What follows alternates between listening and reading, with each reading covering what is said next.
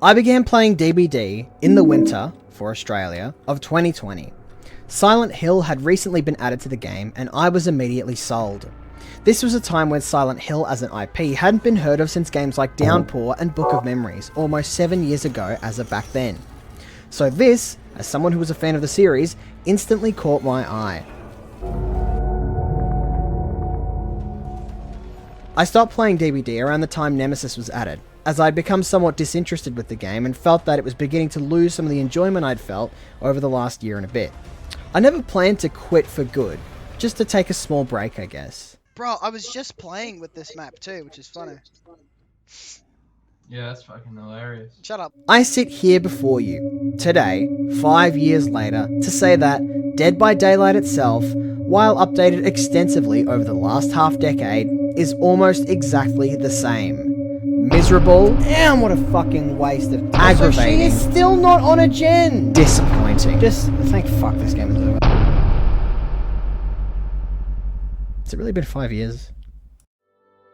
Dead by Daylight is one of the most unique PvP games on the market. Its success, while being a miracle within itself, is a product of how engaging the gameplay is. The systems in place, along with the litany of interesting characters to play on both ends of the experience, give this game the depth and the capability to facilitate something unique amongst the games that dominate the PvP space today. And even though I think this game is horribly flawed, I cannot help myself sometimes but to queue up anyway, because it is an incredibly fun game.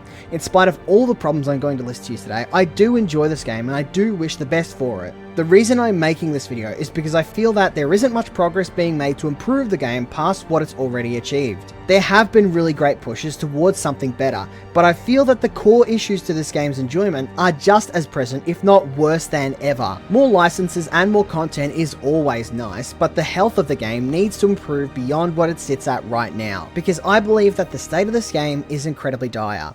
So much so that it's beginning to turn away new players that would be interested in this game, but can't put up with the numerous issues at hand from match to match.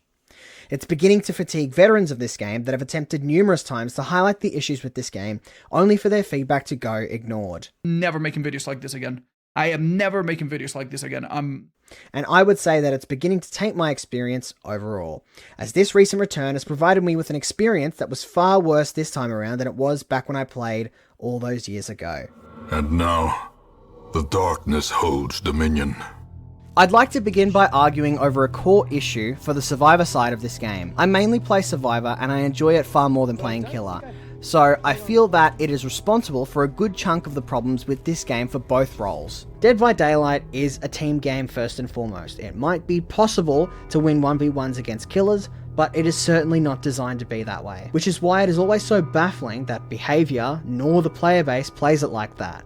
Dead by Daylight is a game that likes to portray that it's a team game, but unless you're playing with friends, it's absolutely fucking not. The reason for that is not some fucking 36 IQ mouth-slobbering retard my teammates are bad. The problem begins, and I believe ends, at not being able to interact with them in any cooperative way besides healing and unhooking them. You cannot see what perks players have on them, nor can you talk to people full stop. There is no voice chat nor text chat, unless you consider typing in pre-game and post-game chat, which is basically entirely useless to anyone except players who want to stir shit like me. This harbors a matchmaking system that I believe encourages three key problems with Dead by Daylight at its core. Selfishness. As a solo player, there is no guarantee that the people you play with are competent or even on the same page as you. In fact, sometimes it's possible to feel that the players I'm playing with are terrible, even if it isn't true, because there is no way for them to communicate to me one way or the other.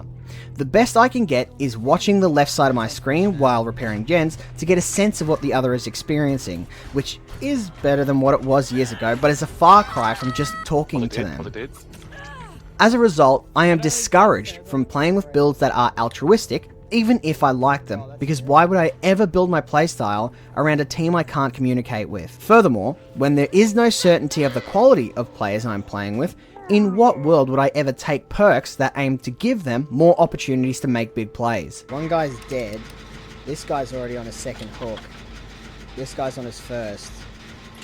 I haven't, there's not a single gem down, I'll heal them and unhook them when I think it's necessary, as teamwork is required to make the dream work, but I won't take perks that give them an extra hook state, for example, because I can't tell if they're going to waste the opportunity I can give them, and I can't even communicate with them to ensure that they can't. Babysitter is reliant on altruism, but the information is useful to me and me only. I can't tell this guy where the killer is to avoid them, and it's possible he'll run straight into him after I've healed him anyway. Every single time they do this, and subsequently get slugged, I've essentially lost resources. Resources that I could have used on someone else, or just using the time I wasted to repair gens or cleanse totems. The only person I can rely on is myself. Not because I'm any good at the game, I'm dog shit. If you've been watching the gameplay, I guess you can see already, right? But because I am the only consistent factor I can expect from match to match. The strategy boils down to just giving myself the best possible chance to survive. Taking perks like this, or this, become the norm. That logic is what every single other person that plays solo queue in the world is playing with. This selfishness is not the best that DBD can offer, but it's the only playstyle that can really make sense to climb. I do still use this build. I really like it, but it's undeniable that it just isn't as effective as playing with something like this, solely centered around me. But it's also possible to get great effectiveness out of a build like this if you play with friends. A mechanic so polarizing to the very design and feel of DBD that it has changed the entire way of balancing this game since bully squads all those years ago. I don't think survive with friends are a bad thing. In fact, I think they're a byproduct of a broken system. Solo queue isn't fun to play when a good chunk of your games are decided by the inability to communicate with your team. So the natural solution is to find someone else to play the game with. That way, you eliminate the inconsistency, toxicity, and the possibility of a teammate disconnecting that is commonplace in solo queue. That's not a bad thing, but I think it does create a massive divide in the player base, to the point where behavior is forced to balance the game for both sides of the spectrum. I believe that being forced to do that hurts the game horribly, in the same way it does for any game. Being forced to balance League of Legends, for example, for pro play and solo queue means that champions like Kalista and Ryze are forced to be really bad one way or the other, because they are so strong in the hands of pros that they can dominate irrespective of their flaws, but if they become so strong that the average solo queue player can do the same, then it breaks the game across both areas. That's just one example across many in the PvP space. It's pretty unfortunate, but it's just a necessity of the design of League. One that becomes manageable because it's only one or two options in a vast sea of different champions. DBD has created a similar scenario with the player base itself, meaning that it's not just one or two individual characters that are having problems, it's entire groups of players. Survive with Friends were, and to an extent still are, incredibly strong in higher elos, and as a result, killers had less agency than survivors. But at the same time, lower tier players are completely unaffected by what's happening at higher tiers of play, because even if they are in a group, they sure as fuck aren't playing like this.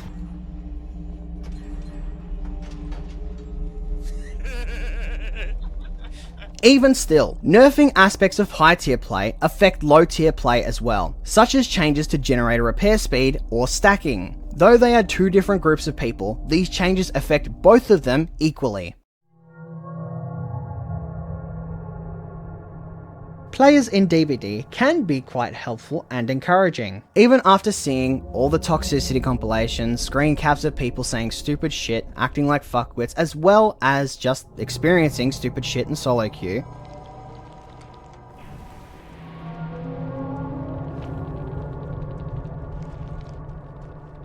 Okay, what was the point of all this negativity? I'd like to imagine that the player base for DBD is about the same as any other PvP game, whether it be Overwatch, League of Legends, TF2, it doesn't really matter. 70% of the players are usually normal people, and then 30% of them are mouth-slobbering retards. However, in solo queue, I find almost all players to be whiny, annoying, and hopelessly incapable in the face of adversity. For one, I have never seen a game with such a rampant problem with DCing or giving up. And that guy just gives up. Players across all ranks in DBD are prone to give up. In every rank I played in over the last couple weeks, I have experienced basically the entire spectrum of disconnects, from people leaving after getting downed as the last survivor, all the way up to getting down first and immediately DCing in the first 3 minutes. This is probably the biggest cancer on the game currently, whether they flat out leave or die on hook. Well, I don't...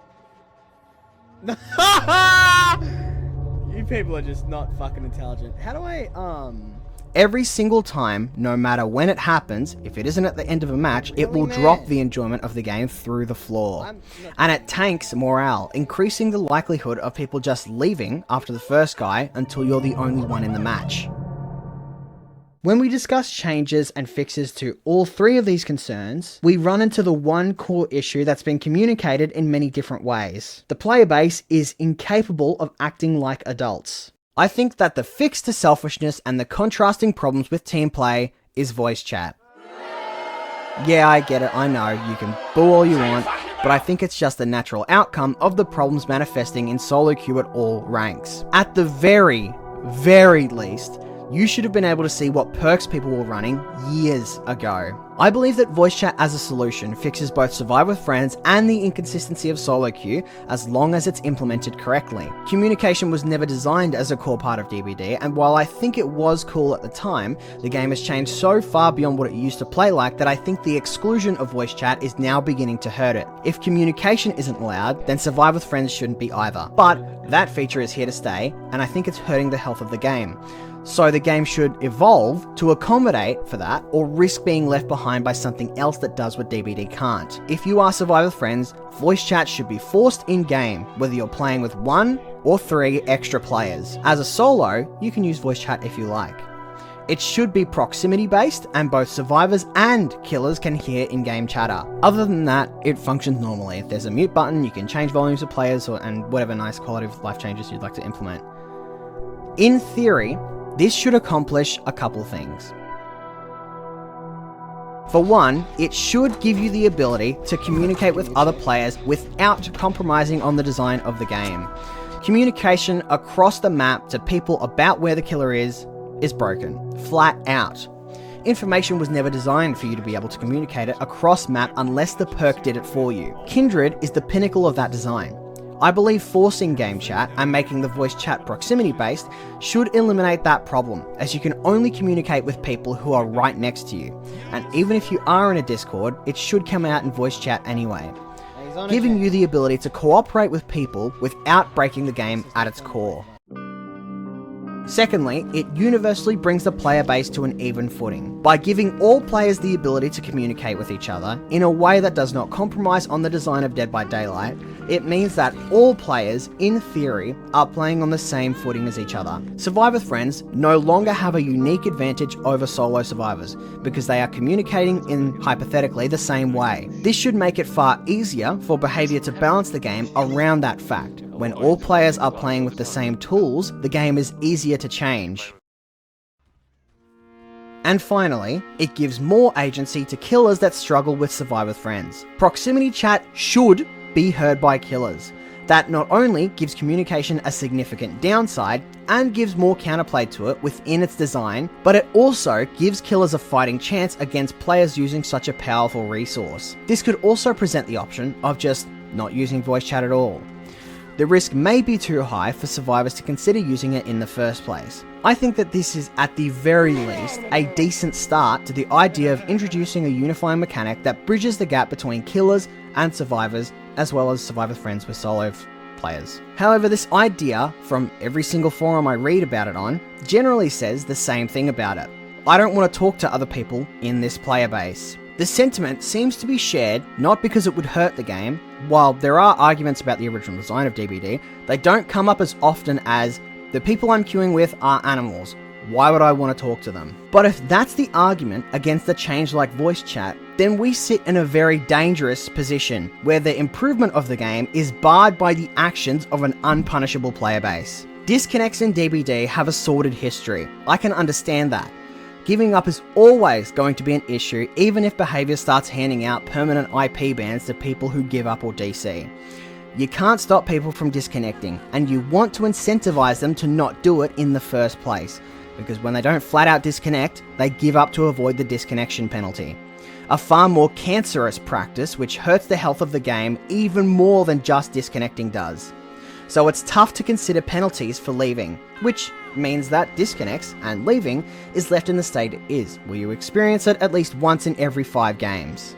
This experience, while better than what we could have, is horrible and makes me honestly not want to play the game. Furthermore, it's hard to recommend a fix to this issue because it's incredibly tough to come up with fixes for something that really the player base just has to not do.